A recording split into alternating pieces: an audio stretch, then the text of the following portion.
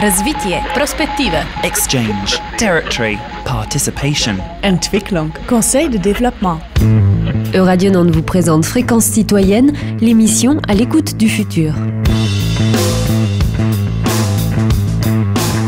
Bonjour à tous et merci de nous retrouver comme chaque mois dans Fréquence citoyenne, l'émission du Conseil de développement de Nantes Métropole. Alors aujourd'hui nous allons parler de l'évolution des médias et du métier de journaliste. Alors on va le faire avec un professionnel de la profession, comme on dit, avec Anthony Torzek. Bonjour Anthony Torzek. Bonjour Gabriel Vitré. Comme d'habitude, Philippe Audic, le président du Conseil, nous accompagne dans cet exercice. Bonjour Philippe. Bonjour. Bonjour. Vous intervenez évidemment quand vous voulez dans cette émission. Alors, d'abord quelques mots sur vous, Anthony Torzek. Vous êtes un journaliste qu'on peut normalement qualifier de chevronné, puisque vous avez une expérience d'au moins déjà une vingtaine d'années dans ce métier, ce qui n'est pas tout à fait rien. Vous avez débuté votre carrière à Europe 1, je crois. Mais vous êtes bien connu à Nantes pour avoir été pendant de nombreuses années, je crois au moins une quinzaine, le rédacteur en chef de Radio Fidélité, qui est une radio associative chrétienne qui occupe sa place dans le paysage médiatique local. Alors, votre rendez-vous du matin, d'ailleurs, sur cette radio était plutôt bien suivi. Vous lui aviez donné un ton un peu personnel, original, qui faisait qu'on l'écoutait. Mais cette aventure avec Radio Fidélité a pris fin. Autour de Noël 2016. Oui.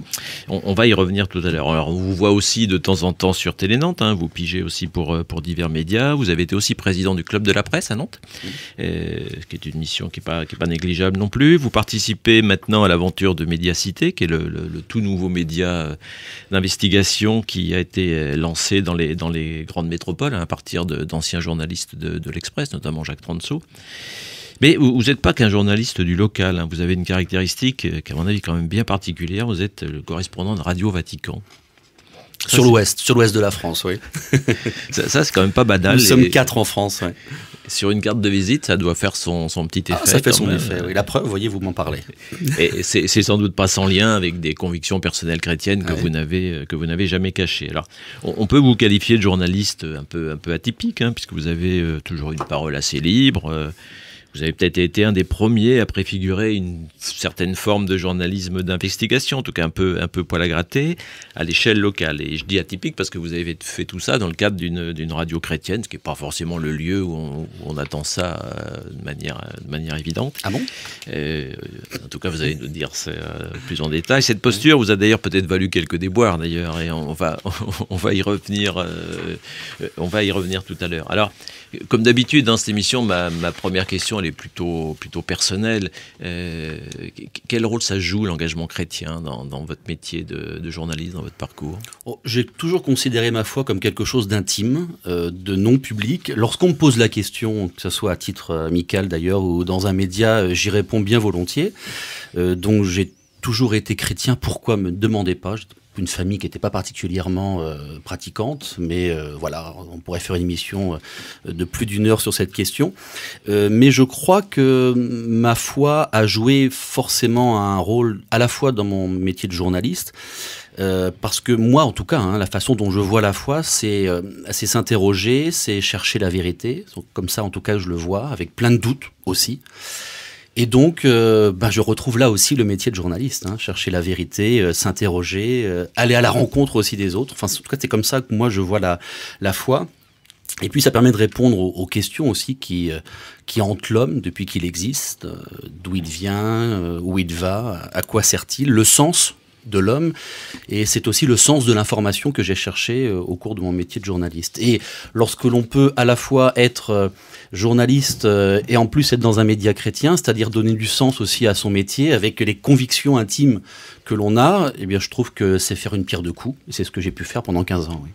Mais c'est cette foi chrétienne qui vous amène à Radio Fidélité, ou c'est le hasard où un jour il y a eu une annonce et ça tombait bien parce que c'était Radio Fidélité ? C'est un peu les deux, mon capitaine. Ça veut dire que je crois qu'on peut difficilement postuler à un poste de journaliste ou rédacteur en chef d'une radio chrétienne sans être au moins intéressé par des questions de foi. Je ne parle pas croyant automatiquement, mais au moins d'être respectueux et être intéressé par ces questions. Moi, je l'étais.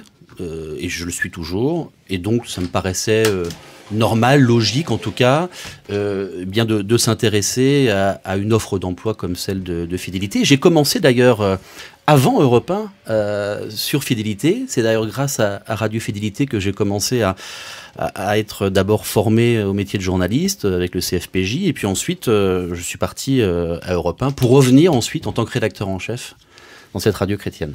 Mais votre mission Radio Fidélité, c'était de monter une cellule d'information. Oui, parce que à l'origine, c'était uniquement en fait des bénévoles qui gérait l'information, et puis au fil des années, évidemment, on s'est aperçu que le professionnel était important sur ce thème de l'information, et donc ils ont recruté un journaliste, et puis ensuite, eh bien, j'ai essayé de créer une information locale différente sur une radio chrétienne. Il ne fallait pas courir après les autres radios, ça ne servait à rien, j'étais tout seul, donc ça ne sert à rien de courir après. En revanche, proposer un autre regard sur l'information, qui place l'homme notamment au centre de l'information, ça me paraissait être un enjeu intéressant, et force est de constater que je l'ai vu en tout cas au départ, c'est toujours comme ça, ou c'est comme aux enterrements, hein, c'est au départ qu'on s'aperçoit à quel point on a joué un rôle, et bien là je l'ai vu avec les soutiens que j'ai pu avoir lors du départ de Radio Fidélité.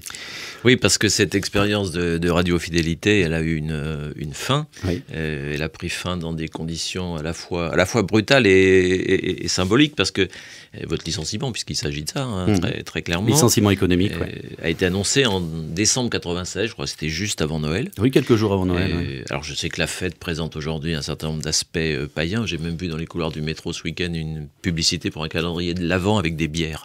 Donc j'ai dit on n'arrête pas de progrès, mais quand même être licencié d'une radio chrétienne juste avant Noël, il y a quelque chose. Qu'est-ce qui s'est passé? Écoutez, il faudrait poser la question à mes ex-employeurs, parce que moi j'ai reçu ma lettre de licenciement, donc je peux vous dire que ce que je lis dans ma lettre de licenciement, c'est-à-dire des problèmes économiques, ça c'est la première chose, et deuxième chose, c'est la volonté de travailler sur une autre stratégie, de se dire que l'information locale n'est peut-être pas d'avenir, et donc et qui ça coûte cher, ça je le confirme effectivement. Vous étiez payé trop cher. C'est ce qu'on dit. Alors après je peux vous parler de mon salaire, mais vous allez peut-être pleurer. Non, on va pas vous infliger ça. Mais j'étais payé correctement, en tout cas aux grilles de salaire de la Convention des journalistes. Et donc dans cette lettre de licenciement, on m'apprenait qu'effectivement on supprimait l'information locale, donc on supprimait l'ensemble du service, et donc je n'avais plus rien à faire à Radio Fidélité. C'était brutal effectivement, puisqu'on n'avait pas, en tout cas je n'avais pas eu connaissance de cette stratégie de la radio de supprimer l'information locale qui, il me semblait en tout cas, au vu des chiffres, à la fois Médiamétrie mais également au podcast de la radio, les émissions les plus écoutées étaient celles de la rédaction. Et juste, après ce départ, il y a toujours une cellule information? Donc ce sont à nouveau des bénévoles qui... Non, il n'y a plus d'information locale telle qu'on l'entend, un peu d'information culturelle, religieuse, mais d'information locale avec l'actualité, telle qu'on l'entend, l'actualité politique, économique, etc. Il n'y a plus d'actualité locale sur Radio. En tout cas, moi, je peux témoigner, puisque vous m'avez reçu 3 ou 4 fois depuis que je suis président du Conseil de développement, sur divers sujets, dont le débat Loire, à la fois de vos questions pointues, parce que vous prépariez vos interventions, mais de votre grande bienveillance, avec cette idée que c'est un moment d'échange, que finalement l'auditeur doit tirer profit de ce moment d'échange. Donc merci en tout cas pour ces moments-là. C'est un plaisir. Et du coup, qu'est-ce que vous tirez quand même de ces 15 ans de parcours à Radio Fidélité? C'est d'abord le bonheur d'avoir fait ce métier et continuer à le faire, puisque je continue à faire de la radio avec les autres radios chrétiennes de la région qui continuent, comme d'ailleurs l'ensemble des radios chrétiennes à travers la France, à faire de l'information locale. C'est la rencontre des gens. Quel bonheur d'avoir un métier qui vous permet de rencontrer des personnes très différentes chaque jour, et ça va du jeune migrant qui arrive de l'autre bout de l'Afrique, qui arrive en France, jusqu'au président de la République qui vient faire une visite à Saint-Nazaire ou à Nantes. C'est quand même assez fabuleux de faire un métier qui nous permet ce genre de choses. Et puis, ça, je pense, a permis aussi d'avoir une information reconnue aussi pour son professionnalisme et son honnêteté, pour son ouverture également, pour une radio chrétienne, ce qui n'est pas toujours le cas ailleurs. J'essayais à la fois de donner de la matière aux personnes qui étaient sur un chemin de foi, et en même temps d'accueillir aussi le plus grand nombre. de personnes, et surtout de mettre ensemble des personnes qui n'avaient peut-être pas les mêmes convictions. Je pense à deux sujets en particulier un peu sensibles. On a eu le mariage pour tous, qui a été évidemment une période extrêmement délicate dans notre société, et en particulier le dialogue entre l'Église et la société. Et on a pu pendant une semaine, par exemple, faire des débats avec le centre LGBT et le diocèse de Nantes. Vous imaginez une collaboration comme celle-ci, avec des émissions qui se retrouvent sur les sites internet du diocèse et du centre LGBT au même moment. Je me dis que là, on a donné à penser, on a donné de la matière à penser aux gens, et c'était mon seul souhait. Et puis le Hellfest aussi, par exemple, le fait de se retrouver comme ça, métalleux et curés à dialoguer ensemble sur le site du Hellfest, je pense qu'on a permis ça. Ça m'a permis en tout cas de rassembler des personnes très différentes et de relier peut-être des mondes. On ne va pas disserter sur les paradoxes de la foi, mais peut-être que là, finalement, on est dans quelque chose C'est le paradoxe de l'âme humaine, vous savez. Hein. Parce que, en fait, c'est la radio, c'est une radio chrétienne, peut-être, qui vous a permis tout ça, qui vous a permis le regard décapant, qui vous a permis le regard libre. Peut-être que vous auriez eu sans doute plus de mal à développer sur un média plus classique. C'était le fait d'être seul aussi. Quand vous avez en même casquette rédacteur en chef, présentateur du journal et présentateur de l'invité principal du matin, ça aide quand même. Même si je ne travaillais pas seul, on avait des conférences de rédaction où mes confrères étaient là, les collègues de boulot, le directeur. Donc évidemment, c'était fait aussi en accord avec eux.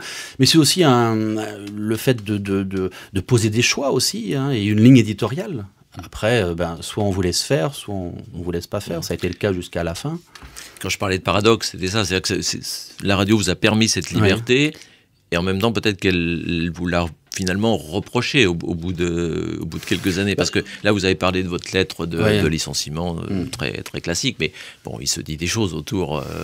Il y a eu des pétitions, il y a eu un certain nombre de choses. J'ai vu des gens qui en appelaient à l'évêque. Enfin, il y a eu beaucoup de choses qui ont été dites autour de ça. Donc, il s'est quand même passé quelque chose entre le fait de dire, voilà, on n'a plus les moyens de payer un journaliste, on se recentre sur autre chose. Et la liberté de ton que vous lui avez donnée, il y a des choses qui ne sont pas forcément indépendantes. Clairement, c'est un changement de stratégie. Quand vous avez avant une information locale qui est connue et reconnue sur la place nantaise, et que du jour au lendemain vous dites on va arrêter cette information locale, ça veut tout dire. Alors c'est vrai qu'il y a eu un mouvement de mobilisation après, notamment de chrétiens, qui ont dit mais non, c'était le moyen justement de rentrer en communication avec la société. Donc vous supprimez ce moyen de rentrer en communication avec la société. Visiblement, ça a été un choix de la radio que je respecte, qui n'est pas le mien, puisque j'ai fait justement ce dialogue et je l'ai organisé pendant 15 ans. Mais est-ce qu'on n'a pas retrouvé là, finalement, une vieille fracture qui est ancienne à Nantes, entre des chrétiens plutôt traditionnalistes et puis des chrétiens qui ont été plutôt marqués à gauche ou qui ont été plutôt dans le progressisme, on va dire. Cette fracture-là, elle est toujours là. C'est ça qu'on retrouve ici, non ? Disons que lorsque je pouvais proposer l'information locale telle que je la proposais, je pouvais équilibrer avec l'ensemble des programmes. Et il s'avère qu'aujourd'hui, il y a un déséquilibre. Est-ce que ce déséquilibre est au profit d'une famille par rapport à une autre ? Je ne sais pas. Je vais laisser aux auditeurs et aux observateurs que vous êtes le soin de juger. Très, très modestes observateurs. Est-ce qu'il y a ailleurs en France, dans les radios chrétiennes, d'autres Anthony Torzek ? Est-ce que vous êtes un cas finalement ? Oui, attendez, oui, je l'espère. Je l'espère quand même. Est-ce que c'est aussi sûr que ça ? Écoutez, oui, j'en connais qui ont été licenciés aussi dernièrement, là. D'accord. Parce que les consignes ne venaient pas du Vatican. Non. Je vous rassure, je suis toujours correspondant à Radio Vatican jusqu'ici. Hein. Peut-être qu'après l'écoute de cette émission sur Radio Nantes, Radio Vatican fera un autre choix. D'ailleurs, je crois que Radio Vatican, vous y avez séjourné même. Oui, j'ai travaillé pendant un an à Rome, oui, à Radio Vatican, au temps de Benoît XVI. Et je présentais les journaux du matin et du midi et du soir de la rédaction française. Quel souvenir on garde d'un an au Vatican ? Je veux dire, vu de l'extérieur, ça a un petit côté exotique. Je vais vous dire ce que m'avait dit un ami prêtre avant de partir. Il m'avait dit, il faut que je te dise quelque chose, tu vas au Vatican. Sache que l'Église est une très belle femme, sauf que là, tu vas la voir en bigoudi. Et effectivement, je n'ai pas été déçu. Il y a, comme n'importe quelle belle femme, comme n'importe quelle organisation, et surtout une organisation de 2000 ans, il faut quand même le rappeler, vous avez des choses formidables. Des gens qui sont animés par leur foi et qui font des choses surhumaine et on voit bien que la providence est derrière, en tout cas pour un croyant. Et puis vous avez d'autres choses qui sont un peu moins belles que je préfère oublier. Il n'y avait pas de radio il y a 2000 ans quand même. Non, non, parce qu'on avait un communicant qui était extraordinaire, il faisait 100 radios. Et 2000 ans après, on en parle encore. Mais vous viviez à l'intérieur du Vatican ou non, dans la ville de Rome? Je vivais dans la ville de Rome, puisque en fait à l'intérieur du Vatican, ce sont uniquement les prélats. Radio Vatican se trouve en fait à l'extérieur de la cité elle-même, et se trouve face, si vous connaissez un peu Rome, face au Castel San Angelo, au bout de la Via della Conciliazione. Et on est à 500 mètres du Vatican, dans une zone qui appartient au Vatican, mais pas à l'intérieur de la cité. Je retiens l'image de la femme en bigoudi, mais il faut qu'on se méfie sur les propos sexistes en ce moment. Oui, parce qu'on peut aussi avoir des hommes en bigoudi. Oui, c'est autre chose, mais bon, on va retomber dans d'autres débats un peu plus compliqués. On va prendre une première pause musicale.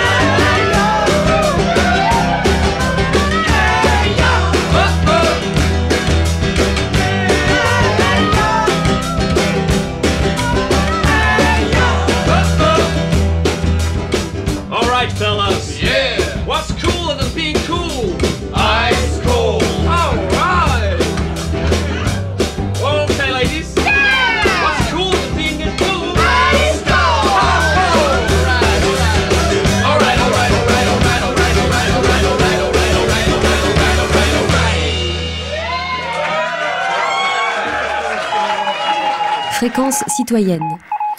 Vous êtes toujours sur Fréquence citoyenne et nous sommes toujours avec Anthony Torzek, avec qui on a un échange sur la presse.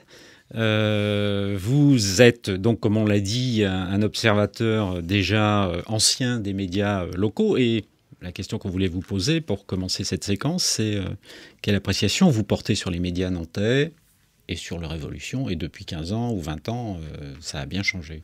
Ah oui, il y a une diversité assez extraordinaire. Moi, ce que je retiens, c'est cette diversité, justement, en particulier dans l'agglomération nantaise, avec d'abord 2 quotidiens locaux. Ça, c'est pas négligeable, ça devient de plus en plus rare.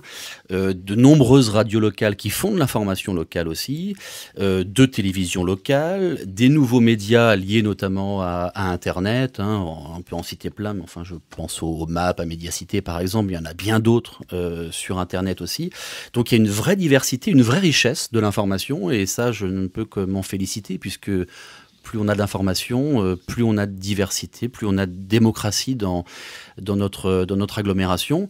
La transformation numérique, je trouve, est en cours, et est plutôt bien réussi, parce qu'on pourrait se dire, tiens, il y a encore des quotidiens, il y a encore des radios, il y a encore des télés, alors que l'Internet est là, oui, et ces médias-là ont su s'adapter et continuent à s'adapter, et ça, je trouve ça vraiment très positif. Alors évidemment, on en reparlera sûrement, mais il y a un modèle économique qui reste à chercher encore, à bien définir.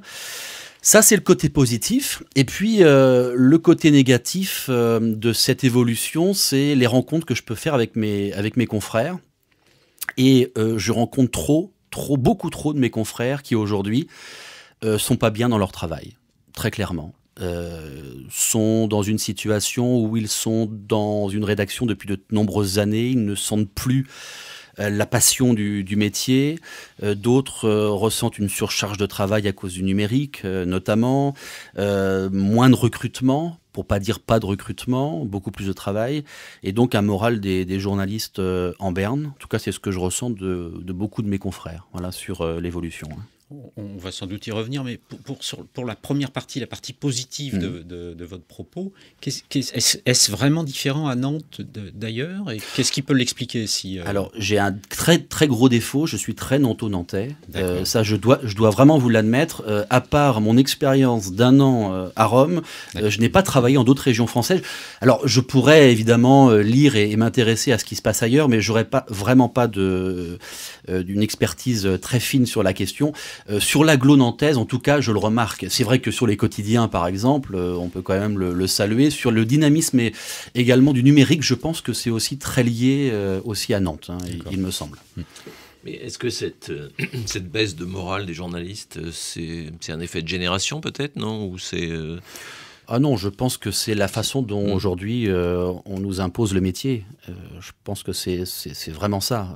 Aujourd'hui, vous savez, la plupart des journalistes aimeraient aujourd'hui prendre le temps d'interviewer, prendre le temps d'enquêter, prendre le temps d'analyser une information pour réaliser ensuite un travail de qualité. Et aujourd'hui, malheureusement, beaucoup sont obligés de faire vite, parce qu'il faut faire très vite, parce qu'on a les réseaux sociaux, on a Internet, il faut remplir les cases un peu partout, et on ne prend pas le temps de le faire. Et moi y compris, lorsqu'on travaille en radio, il faut faire très vite, il faut tweeter, il faut ensuite réaliser un court article pour le site Internet, ensuite il faut écrire pour le média traditionnel, entre guillemets, et tout ça prend beaucoup, beaucoup de temps.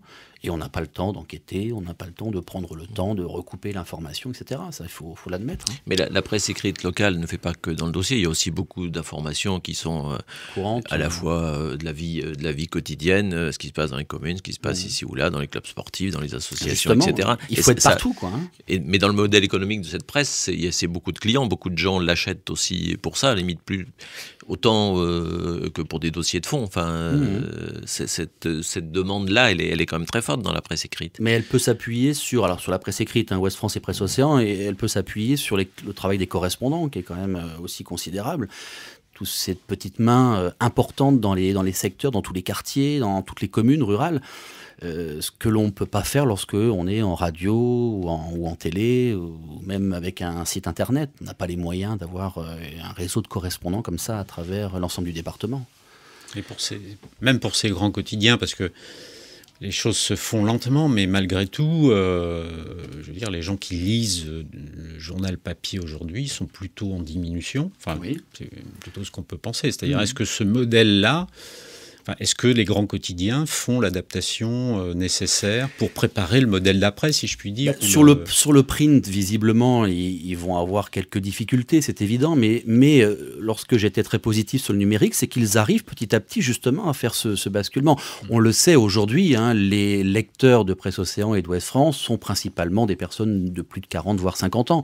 La jeune génération, malheureusement, aujourd'hui, n'achète pas son journal.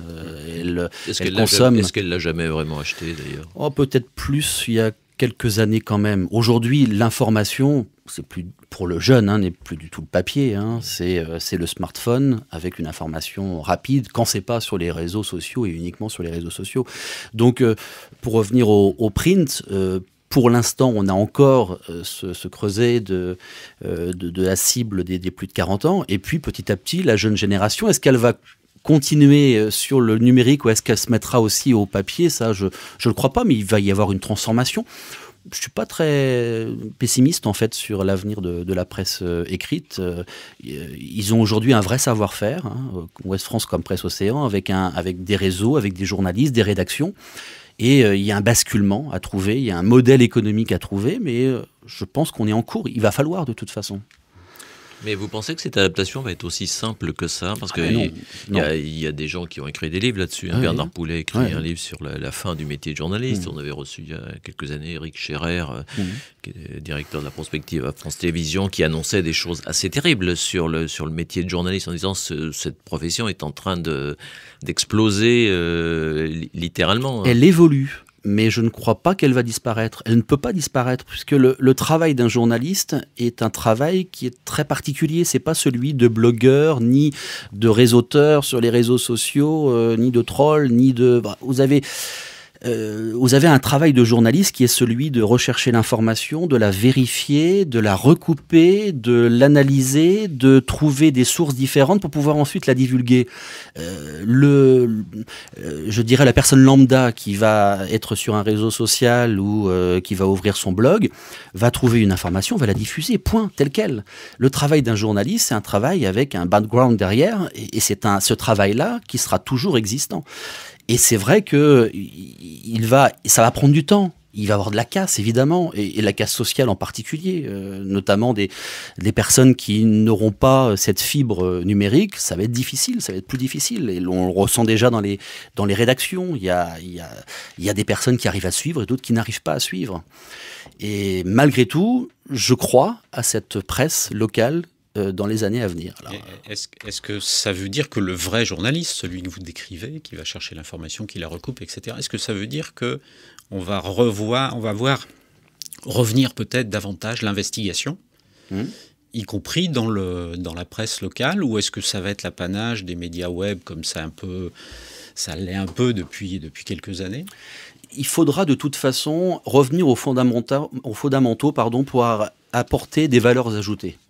Si vous n'avez pas de valeur ajoutée en tant que journaliste, c'est pas la peine de faire ce travail.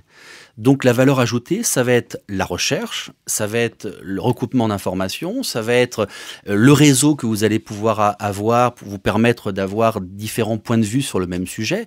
Tout ça, la personne lambda ne peut pas l'avoir. Donc c'est cette valeur ajoutée, c'est de retour aux fondamentaux.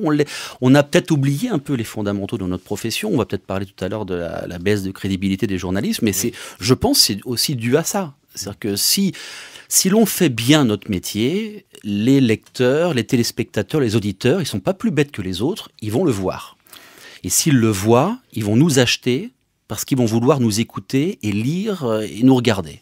Ils vont vous acheter, n'employez pas d'expression malheureuse.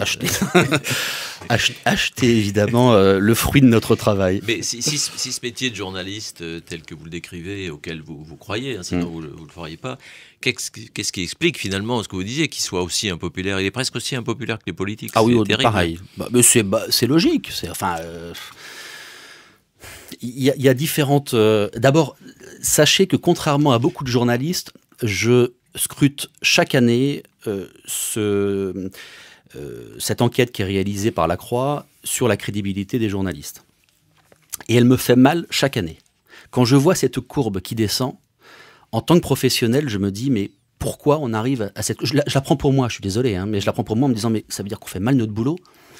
Et je suis persuadé que s'il y a autant de personnes à le dire, c'est que oui, on fait mal notre boulot. Et ça, dans la profession, on a du mal à le dire. Oh, bon, les gens comprennent pas. On a des difficultés. Oui, c'est vrai qu'il faut aller plus vite. C'est vrai qu'on a moins de moyens. C'est vrai tout ça. Mais si on commençait par bien faire notre boulot, on n'aurait peut-être pas ces taux-là. Bien faire notre boulot, ça veut dire rechercher davantage d'informations. Aujourd'hui, vous savez que la communication nous propose un grand nombre de sujets. Le boulot du journaliste aujourd'hui, c'est de vider sa boîte mail avec le nombre de communiqués de presse et d'invitations de presse et de suivre des invitations de presse en quelques minutes. Et puis, allez, je vais être méchant, mais parfois à faire du copier-coller, et encore je suis pas méchant, on a fait une étude avec le Club de la Presse il y a peu de temps, on comparait les articles et les communiqués de presse. Les copier-coller, malheureusement, sont très importants.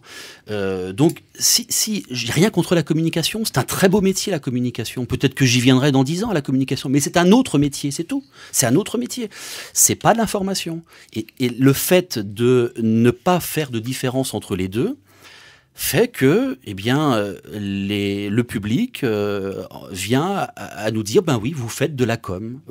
Nous, on recherche autre chose en regardant la télévision, en écoutant la radio, en lisant un journal. On veut apprendre des choses et que vous grattiez un petit peu les sujets et les pouvoirs, ce qu'on a peut-être oublié de faire ces dernières années. Mais si on parle de la presse dont vous parlez avec enthousiasme apparemment, je suis passionné. Il y a une offre et une demande. Ouais. Il y a une offre aux professionnels que vous défendez, qui est d'ailleurs assez légitime, mais il y a aussi une demande qui a beaucoup changé et qui est notamment liée au numérique. Et quand on va, ou notamment les plus jeunes, où chacun va chercher de l'information, finalement, enfin, histoire de biais cognitif, mais va chercher ce qu'il a envie d'entendre finalement, et n'est pas très demandeur d'une information pluraliste, mais devient demandeur de ce qu'il pense en fait. Peut-être qu'on a aussi, au fil des années, guidé nos concitoyens sur ces questions-là. Est-ce que le rôle des journalistes et de la presse en général n'est pas justement d'aiguiser la curiosité, d'aiguiser l'intelligence des personnes ? Si c'est uniquement de remplir des espaces vides avec de la pub ou avec de la communication, je trouve que là, il y a un vrai danger pour la presse et pour notre démocratie également. Parce qu'on doit servir à quoi, nous, journalistes ? On doit servir à divulguer l'information, à éveiller les consciences et puis à mettre des sujets dans le débat public. Et qu'ensuite, les politiques, les acteurs économiques, politiques et sociaux prennent part à ce débat et donnent aussi leur point de vue. Enfin, moi, c'est comme ça que je vois en tout cas notre rôle. Alors, c'est vrai que vous me dites, ben non, les gens n'attendent pas ça aujourd'hui. C'est une question. Oui, une question. Non, mais je l'entends, et puis vous avez sûrement raison pour une bonne partie de la population. Mais c'est aussi à nous de les sensibiliser au fait qu'ils ont aussi un rôle à jouer en achetant une information, en s'éveillant à autre chose. Mais c'était peut-être le sens de la question de Philippe, de ce débordement par le numérique. Parce que aujourd'hui, on parle beaucoup de nouveaux médias. Mais ça veut dire quoi un nouveau média aujourd'hui ? Il naît des nouveaux médias, on appelle ça des médias citoyens, etc. Il y a des télés citoyennes, mais tout ça se monte en dehors de tout professionnel. Enfin, ça ne veut pas dire que c'est pas fait de manière professionnelle, mais je veux dire, ils n'ont pas les moyens d'embaucher des journalistes de toute façon. Donc tout ça se fait. On habille avec le mot citoyen des choses qui sont souvent soit très limitées, soit très militantes, etc. Et du coup qui rencontrent un écho. Et comment la profession de journaliste peut s'adapter à cette... parce qu'aujourd'hui, faire son propre média, chacun est son propre média, et finalement c'est relativement facile aujourd'hui de faire un média. Ça ne veut pas dire qu'on a de l'écoute. On ne parle pas des mêmes médias. Quand vous évoquez les médias citoyens ou même les réseaux sociaux, celui qui a sa page Facebook, son blog, etc., c'est un travail de militant, c'est un travail d'une personne qui ne va pas travailler comme un journaliste. Ce que je vous redis, c'est que le rôle d'un journaliste, c'est justement de proposer un travail, de proposer un outil à la réflexion. Si ce n'est pas un outil à la réflexion, c'est autre chose. Et plus on ira dans le cœur de notre métier et aux fondamentaux, plus on va se différencier des autres médias qui existent et qui ont aussi leur rôle à jouer, évidemment. Mais on proposera une complémentarité à ce qui existe aujourd'hui. Donc vous êtes un journaliste heureux, finalement, alors ? Aujourd'hui, oui, moi j'ai toujours été... Puis, vous savez, c'est peut-être lié aussi à ma foi, tout ça, j'en sais rien, mais j'ai toujours été très optimiste. Il suffit de regarder autour de soi pour se dire qu'on a un très très beau métier et une très belle chance de faire cette profession. Donc, alors vous êtes aussi un acteur sur les réseaux sociaux, puisque vous pratiquez Facebook, Twitter... Et alors, Facebook un peu moins, oui, Twitter plus, oui. Facebook, mais justement, vous allez pouvoir dire un petit peu qu'est-ce que ça apporte. Est-ce que vous êtes journaliste quand vous utilisez ces réseaux sociaux, ou est-ce que vous traitez d'autres sujets qui n'ont rien à voir avec votre métier de journaliste ? Et si vous êtes journaliste en même temps, qu'est-ce que vous mettez sur Twitter? Enfin voilà. Alors j'utilise les médias, les réseaux sociaux de façon très différente en fonction des réseaux sociaux. Je vais vous en prendre 3 et pour vous donner à quel point ça peut être une fonction extrêmement différente. Je vais vous prendre Snapchat, je vais vous prendre Facebook et Twitter. Snapchat, j'ai 3 amis dessus, ma compagne et mes 2 enfants. Pourquoi je me suis mis à Snapchat? Tout simplement pour entrer en communication avec eux. Rassurez-vous, je rentre aussi en communication en dehors de Snapchat, mais ça me permet de les toucher dans le média qu'ils apprécient le plus. C'est des jeunes ados, hein, donc voilà, ça passe par là. Le Facebook, pour moi, est aujourd'hui, de plus en plus d'ailleurs, un réseau social qui présente plutôt sa vie personnelle. Ça a toujours été un peu le cas, mais je crois que c'est de plus en plus le cas. Pour moi, mais d'autres analyses, et ça je le respecte volontiers, personnellement, ça m'aide uniquement à prendre des nouvelles de mes amis et à donner mes nouvelles, moi, professionnelles ou personnelles. Ça s'arrête là. J'ai quand même, pour m'amuser, j'ai monté une petite page, d'ailleurs, c'est un scoop que je vous donne parce que personne ne le sait. J'ai ouvert il y a 2 ans une page qui s'appelle Bouaye Info. Je vais augmenter le nombre d'abonnés parce que je suis bosséen, j'habite Bouaye. Oui, c'est une découverte. Et alors, c'est vraiment une découverte. Et alors, je me suis amusé, il y a 2 ans, à monter ça en me disant, tiens, il n'y a pas d'infos en proximité sur la ville de Bouaye. Alors, je me suis dit, tiens, je vais monter le truc. Et puis, je suis aujourd'hui à 1500 abonnés. Je suis content parce que la mairie en a seulement 500. Je salue. Vous préparez la prochaine liste municipale. Évidemment, mais ne rigolez pas. Je suis sûr que le maire le pense. Je salue Jacques Garot. Mais non, mais évidemment pas. C'était juste pour m'amuser. Et en fait, je m'aperçois que c'est un jeu extraordinaire parce que je rentre en communication avec les gens de la commune pour le doudou qui a été perdu, pour le train qui n'est pas arrivé à l'heure, pour la circulation, ça commence à bien faire. Qu'est-ce qu'on va faire? On va faire une pétition. Je ressens en fait un territoire qui est pour moi malheureusement qu'un territoire dortoir, parce que Bouaye pour moi est un territoire dortoir dans ma vie d'aujourd'hui. Et donc là, je donne de l'information qui en général, je donne aussi de l'information venant aussi de la presse écrite. Rassurez-vous, je ne mets pas les articles en ligne, je sais que l'information coûte cher. Et donc, je m'en sers aussi pour donner de l'information de proximité, d'échange, de communauté en fait. Hein. Et là, c'est pas un travail de journaliste, c'est un journaliste qui le fait, mais je ne fais pas un travail de journaliste. Et puis, j'ai mon Twitter qui là est mon réseau social professionnel.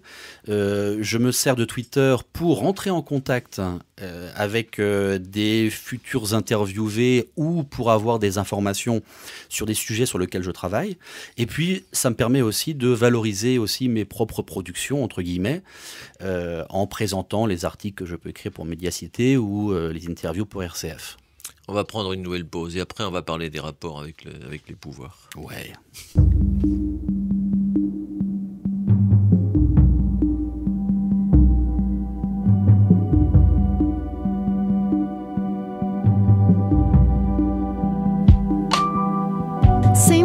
Say my name when no one is around you. Say baby I love you. You ain't running game. Say my name. You acting kinda shady and calling me baby. Why you sudden shady? Any other day I would call, you would say, baby how's your day? But today it ain't the same. Every other word, if a hall, you okay? Could it be that you are rather creep with another lady? If you took it there, first of all, let me say, I am not the one to sit around and be played. Prove yourself to me, I'm the girl that you claim. Why don't you say the things that you said me yesterday? I know that I am something going on the way it seems. Should've been a reason why you act strange. If nobody's holding you back from me, cause I know how you used to do. We say everything to me times two. Why can't you just tell the truth? If somebody there, then tell me who. Say my name, when no one is around you. Say baby I love you, you ain't running games. Say my name, you acting kinda shady and calling me baby. Why you sudden change? What's up with this? Never throughs, who you with? How would you like it if I came over with my clique? Don't try to change it now, saying you gotta bounce when 2 seconds ago say you just got in the house. It's hard to believe that you are at home by yourself.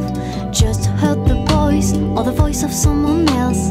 Just this question, why do you feel you gotta lie? I'm caught up in your game when you cannot say my name. I know that I am something going on the way it seems. Should've been a reason why you act strange. If nobody's holding you back from me, cause I know how you used to do. We say everything to me times two. Why can't you just tell the truth? If somebody there, then tell me who. Say my name, say my name. When no one is around you, say baby I love you. You ain't running games. Say my name, say my name. You acting kinda shady and calling me baby. Why you sudden change? Say my name, say my name. When no one is around you, say baby I love you. You ain't running games. Say my name, say my name. You acting kinda shady and calling me baby. Better say my name. When no one is around you, say baby I love you. You ain't running game. You acting kind of shady and calling me baby. Why you sudden change?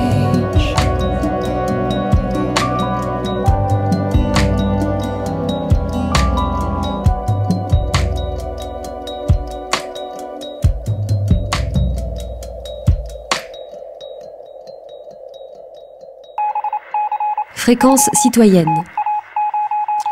Toujours accompagné d'Anthony Torzek pour parler de la presse et des médias locaux. Alors quand on évoque l'évolution de la presse avec vous, on touche assez vite aux questions de gouvernance. Hein, et quand on parle de gouvernance, on évoque tout de suite la question du rapport aux médias. Comment ça se passe à Nantes, le rapport des médias avec les pouvoirs locaux ? Ça se passe bien. Vous avez une autre question? Alors, là aussi, je ne pourrais pas comparer avec une autre agglomération, hein, j'en suis désolé. J'ai pas non plus travaillé dans différentes rédactions pour pouvoir avoir une comparaison. Moi, je peux vous parler de moi, Anthony Torzek, mon rapport avec les pouvoirs locaux, quels qu'ils soient d'ailleurs. Parce que quand on parle pouvoirs locaux, c'est aussi le pouvoir économique. Très souvent, on pense uniquement au pouvoir politique, oui, mais c'est tous les pouvoirs. Il y a une proximité.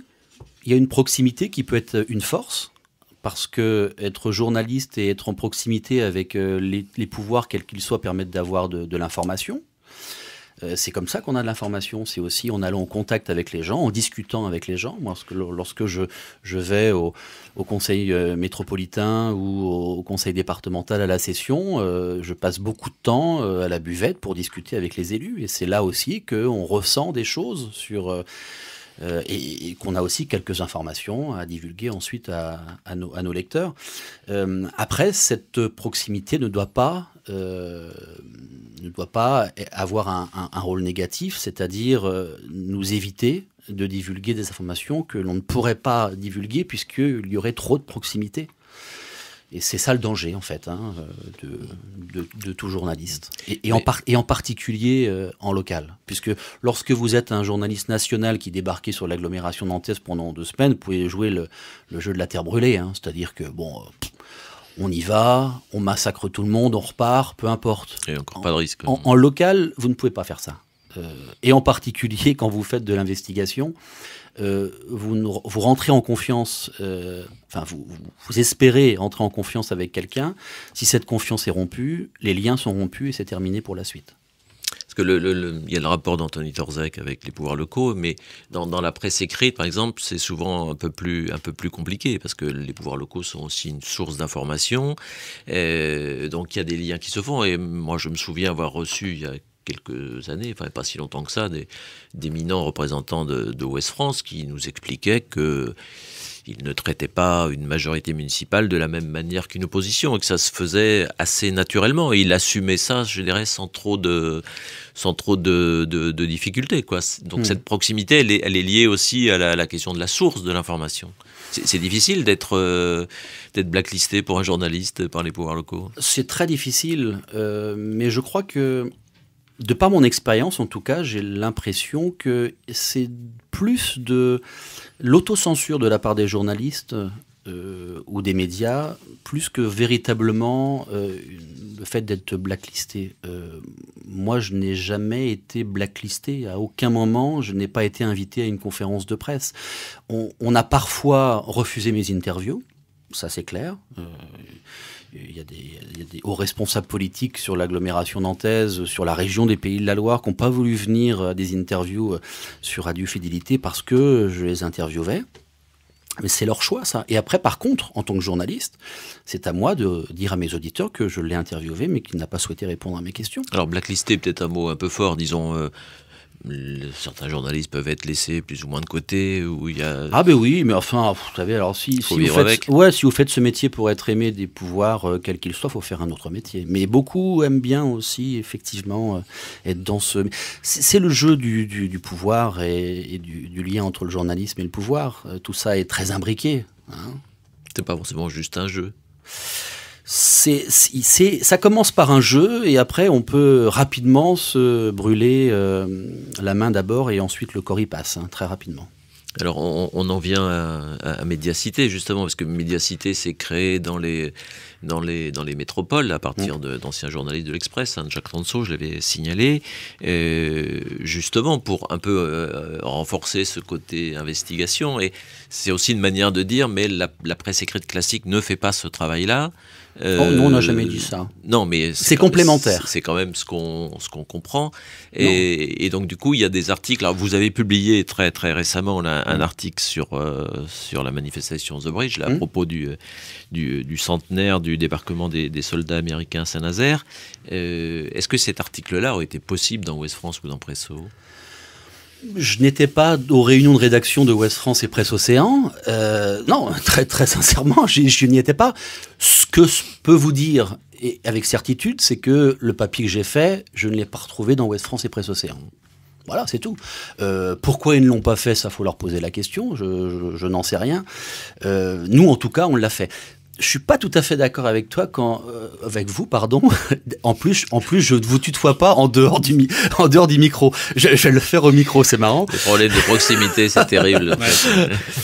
Je ne suis pas d'accord avec vous quand vous dites que Médiacité a été créée pour contrecarrer justement le fait que les autres journalistes ont pallié un certain nombre de... Non, je crois pas. Je crois que c'est vraiment un travail complémentaire. On peut pas demander à des quotidiens qui travaillent avec un agenda, avec de nombreuses actualités à diffuser tous les jours, de faire des enquêtes d'investigation comme on peut le faire à Médiacité. C'est un autre travail, c'est un autre média, c'est d'un autre format. Voilà. Il se peut aussi que nos confrères le fassent. Là, actuellement, Ouest France, par exemple, fait une enquête intéressante sur les migrants, les jeunes migrants. Donc, il leur arrive de le faire, mais ça demande des moyens tellement important qu'il faut aussi répondre à l'actualité chaude quotidienne, difficile de faire le choix. Donc non, je pense que c'est plus complémentaire que vous faites mal votre travail, on va le faire pour vous. Non, enfin, les confrères font aussi très bien leur travail. Mais nous, c'est un média spécifique, voilà, on est là pour ça. Pour The Bridge, vous aviez une question plus précise peut-être, je l'ai oublié, non ? Non, c'était de dire, non, je vais vous demander si cet article était possible dans la presse écrite locale ou pas. Je peux simplement vous dire que je ne l'ai pas lu avant et je n'ai pas lu après non plus mon enquête. Donc, je pars du principe que peut-être qu'effectivement, ce n'était pas possible. Est-ce que vous savez mesurer quelle a été l'audience de cet article en particulier ? Ah oui, on arrive à 15 000 lectures sur le site internet où il fallait s'abonner pour le lire.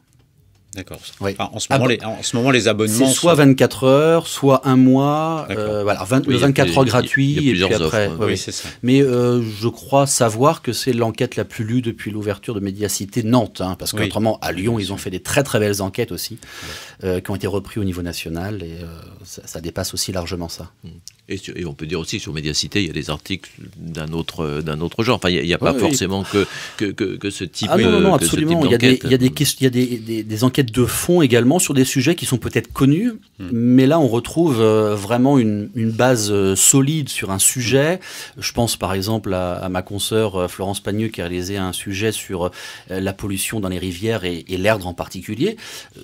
Les informations ou les chiffres étaient connus, mais le fait de les rassembler et d'avoir différents points de vue, une enquête globale là-dessus, donne l'ampleur du sujet. On avait un peu l'impression quand même concernant mon Médiacité qu'une façon de se faire connaître sur un territoire, c'est quand même peut-être cette forme d'investigation. Sortir le scoop, quoi. Voilà. Ouais. Mais on avait bien compris que derrière, il y avait aussi ce projet de travailler sur des sujets de fond, sans forcément être dans une logique de dénoncer quoi que ce soit, Absolument. mais c'est plutôt d'informer sérieusement sur un sujet. Même si depuis le début de Médiacité, il y a eu quand même quelques informations. Vous avez parlé de The Bridge, mais il y a eu aussi une belle enquête sur le tram-train, sur, tout à fait. On peut dire l'échec, contrairement à ce qui avait été annoncé au début. Il y a eu aussi de belles enquêtes récentes qui ont été réalisées sur l'université, etc. D'autres à venir, sur le football notamment, il va y avoir des choses intéressantes. Non, il va y avoir quand même, il y aura toujours des scoops, mais on ne peut pas promettre, et je crois que les initiateurs de Médiacité l'ont dit dès le début, on ne peut pas promettre un scoop par semaine, vous imaginez, même Mediapart ne le promet pas. Quand même une forme de constante entre les différents Médiacités, c'est le football. Il y a des choses intéressantes à trouver. Ben vous savez, c'est un monde tellement extraordinaire et tellement propre. Mais justement, Médiacité ne peut pas sortir un scoop par semaine, mais il y a aussi on revient à la demande du lecteur. Est-ce qu'il n'y a pas un risque de course au scoop à un moment? C'est-à-dire que la notion d'investigation pour un journaliste, ça se définit comment? Ça va jusqu'où l'investigation? C'est de rester déjà dans le cadre du journaliste. Là encore, je reviens aux fondamentaux. Je suis désolé de vous le dire. Mais les cadres peuvent bouger. Mais faut pas trop les faire bouger parce que justement, après, on peut vite partir dans un autre métier. Et justement se désolidariser des valeurs qui fait notre métier. Donc il faut respecter la vérité, il faut publier la vérité que nous avons, avec l'information que nous avons, publier des infos qui sont vérifiées. Il peut y en avoir plusieurs des vérités. Parfois. Ah oui, mais il faut justement les faire parler dans notre papier. Ne pas utiliser de méthodes déloyales pour avoir ces informations-là. On se présente toujours comme journaliste quand on a des informations. On respecte la vie privée, on protège les sources. Tout ça, vous n'avez pas ça dans un autre métier que celui de journaliste. Donc si vous restez dans ce cadre-là, vous n'êtes pas flic, vous n'êtes pas procureur. Moi, j'ai jamais été flic, jamais été procureur, je le serai jamais. Simplement, je suis là pour divulguer des informations qui doivent être divulguées et qui concernent le bien commun, c'est tout. Je vous arrête juste sur la question de la vie privée, par exemple, parce que la presse française a longtemps fonctionné sur le mode on ne s'occupe pas de ce qui se passe dans les chambres à coucher, on ne dit rien sur les affaires ce qu'on appelait les affaires de mœurs. Et autrefois, aujourd'hui, cette barrière-là, elle a plus ou moins explosé. On sent que c'est... Dans une certaine presse en particulier, et puis c'est vrai que dans la mainstream, aujourd'hui, il y en a beaucoup aussi. Oui, enfin, on a même pu lire des choses dans le monde sur des histoires de scooters, de casques, etc., qu'on n'aurait pas lu il y a quelques années. Donc, est-ce qu'il y a un moment, cette investigation qui avance, je veux dire, il peut y avoir des barrières qui, à un moment, finissent par tomber. C'est-à-dire que c'est difficile de mettre des barrières. Oui, alors après... pour le journaliste, je veux dire, c'est très compliqué. J'entends. Oui, j'entends. Personnellement, là, c'est moi qui suis invité, donc je vous le dis, moi, je n'irai pas sur des terrains qui sont pour moi sur le respect de la vie privée. Ça me paraît, moi, alors évident. Évidemment, lorsque vous travaillez depuis 15 ans sur la place nantaise et que vous travaillez sur de l'investigation ces derniers temps, mais j'ai toujours été un petit peu, vous avez des informations sur la vie privée des gens. Qui parfois sont très liés à la vie publique, qui peuvent Alors, il y a des frontières qui ne sont pas simples. S'ils sont complètement liés à la vie publique et impactent une décision de la vie publique, nous avons le devoir d'en parler. Si ce n'est pas le cas, on n'a pas à en parler. Et moi, je ne pense pas avoir touché quelqu'un dans sa vie privée. Je me souviens, par exemple, sur The Bridge, avoir évoqué la femme d'un des protagonistes de The Bridge. Mais pourquoi je parlais de sa femme? C'est parce que tout simplement c'est quelqu'un qui a aussi une notoriété sur la place nantaise, qui vient d'un organisme parapublic très important, qui a monté sa boîte de communication, qui travaille aussi avec la collectivité locale. Tout ça, ça doit être dit. Ça fait partie... Pourquoi ça devrait être réservé qu'à un petit nombre d'initiés? Ça fait partie de la vie publique parce que on parle de dossiers publics, on parle de dossiers qui sont financés par les contribuables. Donc les contribuables doivent savoir qui est qui. Justement, quand on parle de contribuables et de vie publique, il y a un phénomène qui a été lancé, je ne sais pas si c'est un phénomène de mode, mais qui est lancé depuis quelques années, qu'on appelle l'open data, c'est-à-dire la libération des données publiques, où les collectivités libère plus ou moins un certain nombre de données ou dans des formats plus ou moins utilisables. C'est un vrai enjeu, ça, pour vous? On peut faire quelque chose avec ça ou... Là encore, je parle à titre personnel. Pour moi, c'est une tarte à la crème, l'open data. J'ai rarement trouvé, moi, dans les données publiques offertes par les collectivités locales sur la Loire-Atlantique ou sur la région des Pays de la Loire, des informations qui me permettaient d'aller plus loin sur une enquête. En revanche, lorsque je demande des informations à ces mêmes collectivités, on me les refuse. Et il faut que je passe parfois par la commission d'accès aux documents administratifs, la CADA, pour avoir des dossiers qui sont normalement publics. Donc quand on affiche, quand une collectivité affiche une ouverture de ces données en parlant de meilleure démocratie, etc., et que d'un autre côté refuse des documents publics aux journalistes, je trouve qu'il y a 2 poids 2 mesures, voire un peu d'hypocrisie. Mais c'est parce qu'elle ne libère pas suffisamment de données? Évidemment, ou les données qu'elle libère sont des données qui sont libérables et qui sont plutôt valorisantes pour la collectivité. Moi, j'attends par exemple d'avoir dans les open data les enquêtes qui sont financées par l'ensemble des collectivités. Il y a beaucoup d'enquêtes qui sont réalisées sur l'agglomération nantaise, sur le département, sur la région des Pays de la Loire, qui sont payées par nous, contribuables. Mais moi, je veux avoir l'ensemble des données sortie, même quand ça ne plaît pas à un tel ou un tel.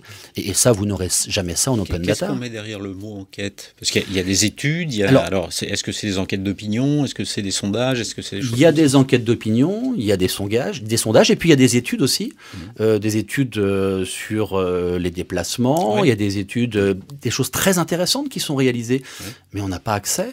Et ça, je trouve ça dommage. On devrait aussi avoir accès à l'ensemble des données, à toutes les données. D'accord. Très bien. Écoutez, on va clore cette émission. C'était un plaisir de discuter avec vous, Anthony Torzek. On pourrait y passer des... Plaisir de retrouver un studio de radio également. Merci à Radio Nantes. Nous ne sommes que de modestes amateurs à côté de à côté de vous. En tout cas, on continuera à vous lire dans Médiacité, à vous écouter ailleurs ou vous voir sur Télé Nantes. Et pour ce qui est des auditeurs, écoutez, continuez à écouter Radio Nantes. Conseil de développement. Prospettive. Participation. Territory. Obmeni. Entwicklung. Radio Nantes vous a présenté Fréquence Citoyenne, l'émission à l'écoute du futur que vous pouvez réécouter sur notre site internet eradionantes.eu.